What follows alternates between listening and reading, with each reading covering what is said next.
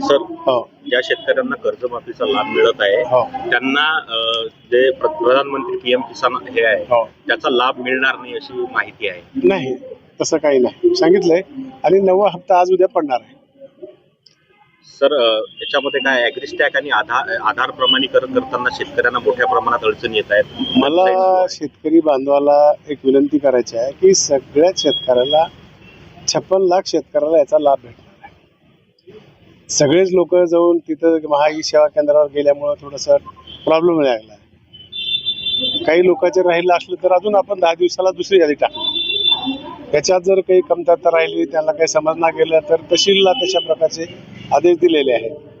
आणि जिल्हा अधिकारी महोदय यांच्या नेतृत्वाखाली एक जिल्ह्याची कमिटी नेमलेली आहे. त्याच्यात जर काही अडचणी आल्या तर ही 2 समिती आमची तुम्हाला मदत करणार. पीक कर्ज वाटप सुरू आहे का? लगेच. पूरग्रस्त भागात जे आहे यंदा जे पूर आलेला आहे तर त्या भागात काही सवलती वगैरे देणार का शेतकऱ्यांना? तो निर्णय व्हायचा राहिला. आता ही जी पीक कर्ज आहे, आतापर्यंत कर्जमाफी झाल्यावर कर्ज वाटप पुन्हा नव्यानं होत नव्हतं.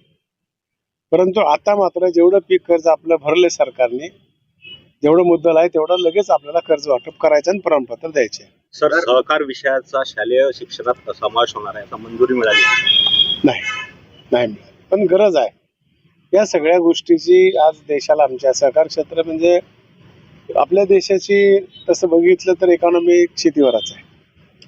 आणि राज्याचं सहकार क्षेत्र खूप चांगल्या प्रकारचं आतापर्यंत काम करत आहे. आपण लोकांनी चांगल्या गोष्टीकडे लक्ष कमी दिलं आहे. समजा माझ्या अंगावर पांढरे कपडे, थोडा डाग पडला की आपलं लक्ष तिथंच जात आहे. पण समाजानं आपण सगळ्यांनी मिळून चांगल्या ज्या गोष्टी समाजाला हलकी लावून दंडी लावून सांगायचं काम केलं पाहिजे. वाईट